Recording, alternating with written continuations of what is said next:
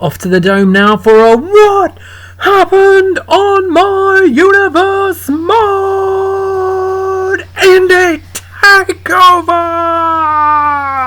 Yep, it's the Japan Dome because we're live in Tokyo, Japan for Super Showdown, that famous international event, I guess. Yep, it's an Indie Takeover, and we open the show with the man who won the main event of the last Indie Takeover, El Mago, who was having a one-on-one contest with his fellow luchador, Rey Mysterio. And the match began with Rey Mysterio on the attack with a dropkick and a springboard senton. Mysterio then went spectacular with a double head scissor takedown, followed by an Irish whip, but that Irish whip was reversed by El Mago, who nailed Rey Mysterio with a spinning heel kick, followed by a jawbreaker. Mago hit Mysterio with a corner attack and a tornado DDT off the second rope. After a double foot stomp, he went for the Irish whip, but again, that was the downfall. Mysterio reversed, hit another drop kick, and a springboard wheelbarrow bulldog. Not bad. Mysterio hit a takedown, but El Mago no-sold, hit his signature slide and a running forearm, went for a Hurricane Runner off the top rope, but was caught by Mysterio with a powerbomb. Mysterio went to the top rope, nailed his frog splash finish, and went for the pin. 1, 2, 3, and it wasn't a shock today. Rey Mysterio, your winner. Oh, it's time to rock and roll as Trish Stratus was in action next. She was next in line for Shayna Bazsler's reign of terror on the Legends, and this was no different as Baszler attacked Trish Stratus during her entrance, hitting a horrific takedown on the concrete floor. Baszler was relentless on Stratus on the outside, hitting a couple of suplexes, throwing her into the steel steps, and even a huge scoop slam. And eventually they got into the ring, and Baszler just carried on, throwing her into the corner and hitting a huge knee to the face and a kick to the head. But Trish was back after a while, hitting a snap suplex, a Russian leg sweep, and a corner attack splash. She tried to put another move on, but Shayna Bazsler elbowed her out the way and lifted her up for a double gut wrench suplex. And of course there was the dirty German suplex, but Trish just took it, got up, reversed, hit a DDT on Shayna Bazsler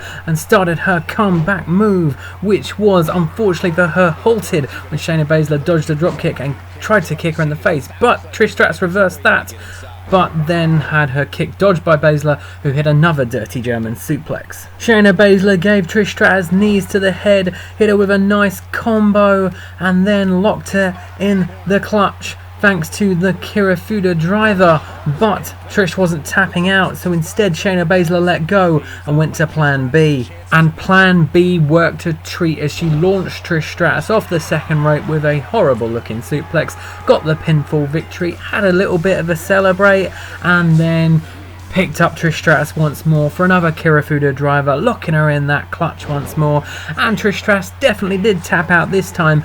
Not that it mattered because she'd already lost. Baszler let go again and then had another bit of a celebrate as we moved on to our next match. And that was a tag team match with Mr. BCW Baron Blade teaming with his top commodity Cole Quinn as they faced off against the team of Montez Ford, Angelo Dawkins, the Street Profits. And the Profits were in charge from the get-go, with Montez Ford hitting a shin breaker on Baron Blade, followed by a nice back suplex. After nailing Blade with a quick little punch combo, Montez Ford tagged into Angelo Dawkins. We got a bit of double teamness with a double hip toss, and then a big backbreaker from Dawkins, followed by a huge punch to the face. Blade thought he'd caught a break when he caught Angelo Dawkins' kick, when in reality all he caught was an enziguri to the face. We got some more double teamness from the Street Profits, a big DDT from Montez Ford, more double teamers from the Profits after a bit of a taunt from Montez Ford. Dawkins jumped on his back, hit another huge backbreaker,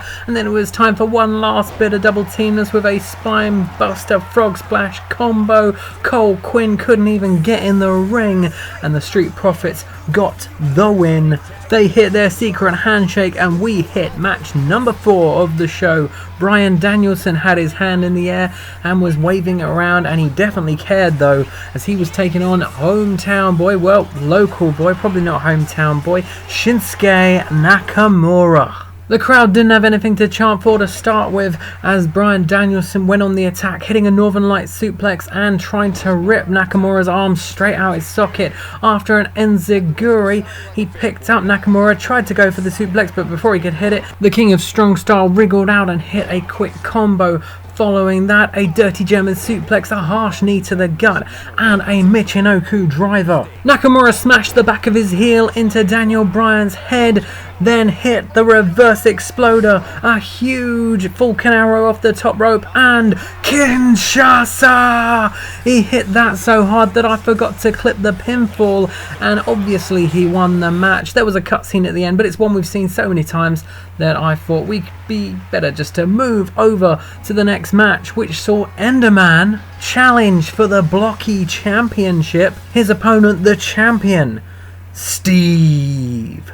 However, Steve was suffering at the start of this match as Enderman put him down with a belly-to-belly suplex and a huge side suplex. After that, he got onto the second rope, hit a elbow drop, and then went for a punch, but Solid Steve dodged it, hit a punch and a shoulder charge. Steve hit a fist drop and then dropped Enderman on the top rope with snake eyes. He went for a grapple, but Enderman kicked him in the gut, wriggled out and hit a huge running neck breaker followed by a devastating DDT. He threw Steve into the corner but got reversed. Steve hit Enderman in the face with a double axe handle before hitting an elbow drop, but he got reversed again, this time with a jawbreaker and then a Michinoku driver. Enderman went for the pin, and surprisingly Steve did not kick out. We had a new Blocky champion and his name was Enderman. In the penultimate match of the evening, there was another tag match. This time it was women's tag team action as Beth Phoenix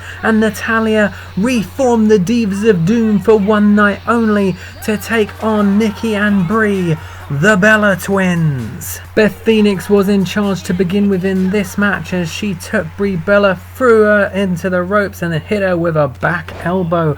After that, a big sidewalk slam and then a bit of double teamness with Natalya, a double back body drop. After that, Brie Bella managed to tag in her sister, who came in like a house on fire, hitting a couple of clotheslines and flipping Natalya out of the corner into a powerbomb. Nikki Bella stomped on Natalya's stomach before going for it again. Natalya broke free and hit a dirty German suplex on the Bella Twin. She tagged into Beth Phoenix, bit more double teamness and then an electric chair drop. Phoenix hit a couple more moves before finally losing control to Nikki Bella. She hit a monkey flip from the corner and rammed Phoenix's head into her knee before locking in a submission.